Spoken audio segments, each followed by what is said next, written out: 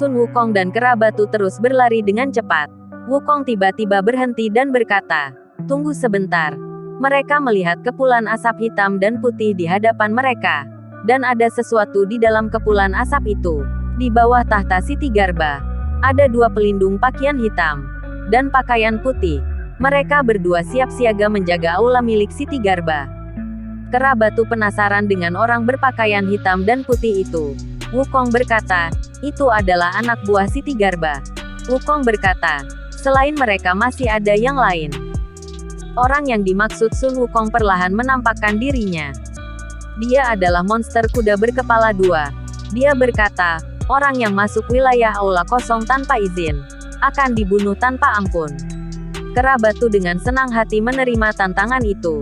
Dia berkata, "Jangan lama-lama. Mari kita lakukan." Si kembar hitam dan putih berkata, "Kami tidak suka berkelahi. Selama kami menangis 3 kali di depan kalian. Jika kalian tidak terjatuh, kami akan pergi." Kera batu berkata, "Ini sangat menarik." Monster kuda dengan santainya meremehkan Wukong dan kera batu. Dia berkata, "Kalian berdua, majalah secara bersamaan." Kera batu dengan penuh rasa percaya diri. Dia berkata, "Tidak perlu. Aku saja cukup."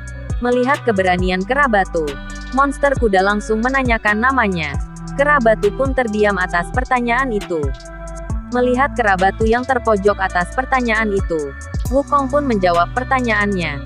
Dia berkata, "Namanya Kitian Great Sage." Kera batu merasa senang, dan rasa kepercayaan dirinya mulai kembali.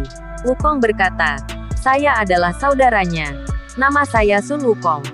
Penjaga berpakaian putih berkata, "Kemarilah. Aku di sini." Kera batu pun hendak menyerang ke arah mereka. Wukong berkata, "Hati-hati." Si kembar berpakaian putih dan hitam bersiap menyambut kera batu dengan serangannya.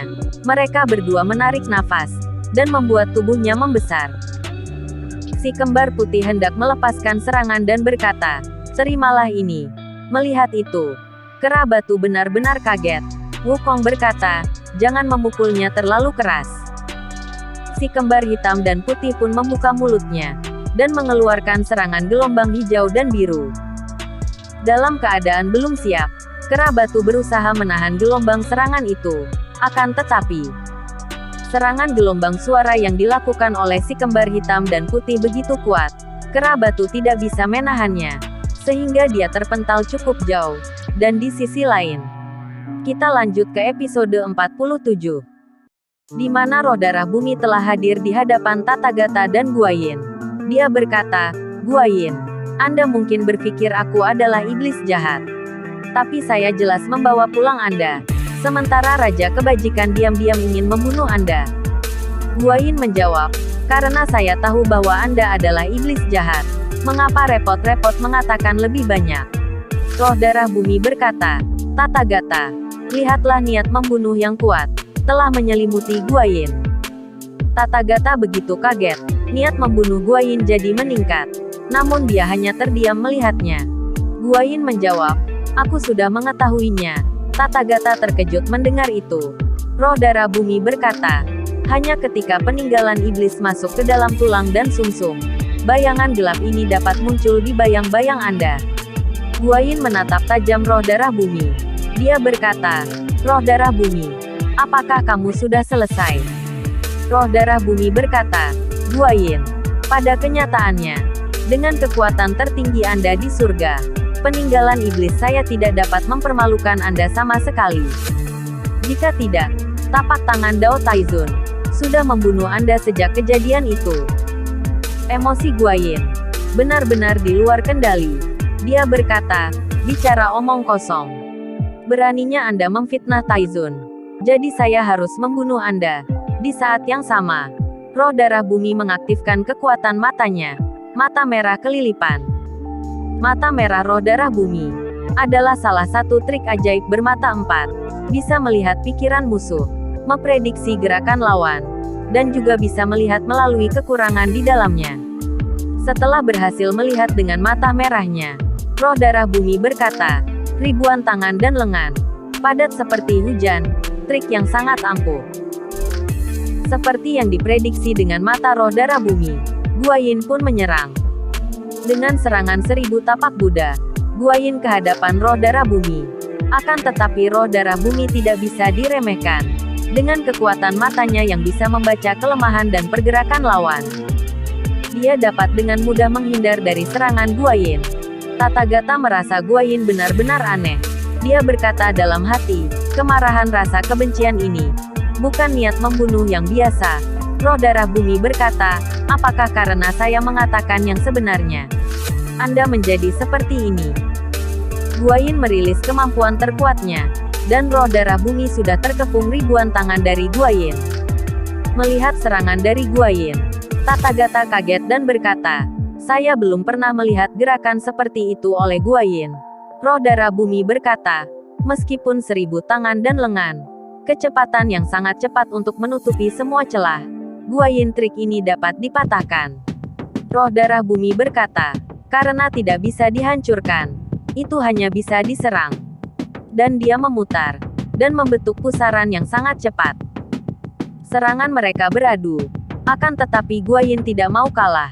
Dengan niat membunuh yang begitu kuat, Guayin mengeluarkan seluruh kemampuan untuk mengalahkan roh darah bumi.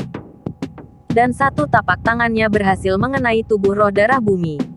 Roh darah bumi berkata, lagi pula, saya masih merindukan tangan ini. Tapi sayang sekali. Sangat disayangkan bahwa Anda hanya memiliki setengah dari energi Anda untuk menekan peninggalan iblis di tubuh Anda. Roh darah bumi terus bertahan dari serangan Guayin. Efek dari serang itu membuat tanah retak dan menghasilkan ledak yang begitu dahsyat. Tathagata memperingati Guayin untuk berhenti. Karena, jika dia terus seperti ini, dia hanya akan semakin dalam perasaan kegelapan. Guayin berhasil dipukul mundur roh darah bumi. Roh darah bumi berkata, apakah Anda tertarik untuk melakukan kesepakatan dengan saya? Guayin menjawab, tidak sama sekali. Tathagata berkata, saya hanya ingin mendengar cerita Anda. Tathagata berkata, cobalah ceritakan. Roh darah bumi berkata, peninggalan iblisku. Bahkan Dewa Surga yang agung tidak dapat menghancurkannya. Saya satu-satunya yang dapat membantu Anda dalam 9 hari dan 10 tempat.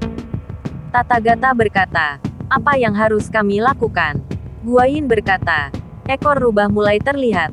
Roh darah bumi berkata, setelah mengeluarkan peninggalan iblis, saya ingin Anda melakukan 3 hal untuk saya. Guayin menjawab, oh, jadi ini tujuan Anda sebenarnya. Roh darah bumi berkata, peninggalan iblis secara bertahap akan melahap sifat Buddha Anda. Dan Anda akan berubah dari Dewa Surgawi menjadi iblis yang jahat. Guayin, Anda tahu Anda tidak punya pilihan. Guayin menjawab, Anda salah. Dan hendak menyerang dan dia berkata, saya bisa menolak Anda. Namun tiba-tiba, Tathagata menyerang dari belakang dan berkata, Guayin, berhenti. Anda hanya menghargai surga. Dan saya juga menghargai makhluk hidup. Dan episode kali ini pun berakhir di sini. Jangan lupa like dan subscribenya.